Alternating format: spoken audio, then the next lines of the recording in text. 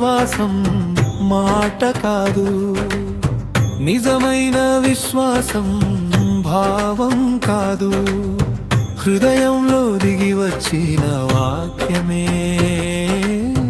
నిజమైన విశ్వాసం. కళ్ళకు కనిపించకపోయినా, చెవులకు వినిపించకపోయినా, ఇప్పటికే జరిగిందని తెలిసే ఆత్మీయ నిశ్చయమే విశ్వాసం. నిజమైన విశ్వాసం మాట కాదు, నిజమైన విశ్వాసం భావం కాదు, హృదయంలో దిగి వచ్చిన వాక్యమే నిజమైన విశ్వాసం.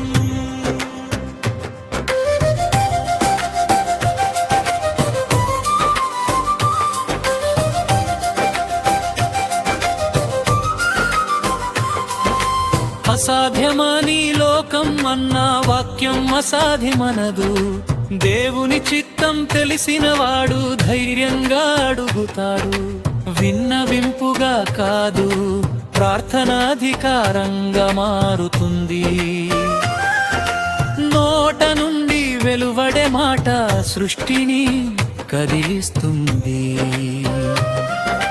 నిజమైన విశ్వాసం మాట కాదు, నిజమైన విశ్వాసం భావం కాదు, హృదయంలో దిగి వచ్చిన వాక్యమే నిజమైన విశ్వాసం.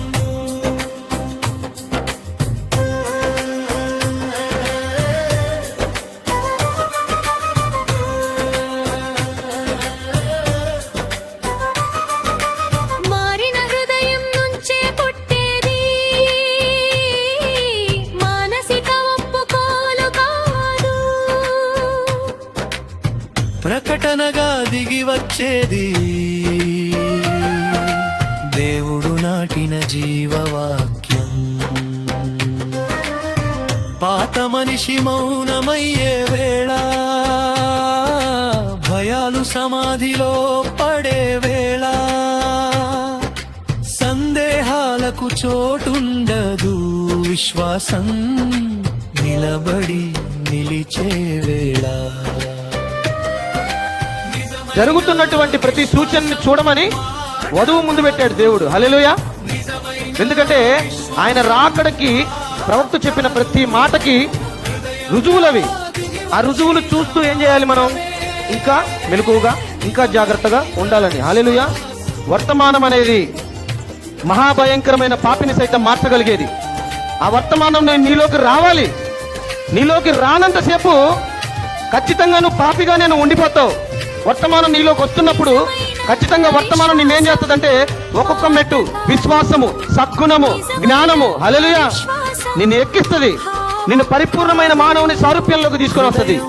ఆమేన్. నువ్వు పరిపూర్ణమైన మానవుడు అవుతావు. అప్పుడు ఆ స్వరూపాన్ని నువ్వు ధరించుకుంటావు. ఎందుకంటే దేవుడు చెప్పాడు, నా తండ్రి పరిపూర్ణుడు కనుక మీరును పరిపూర్ణులుగా ఉండెదరు.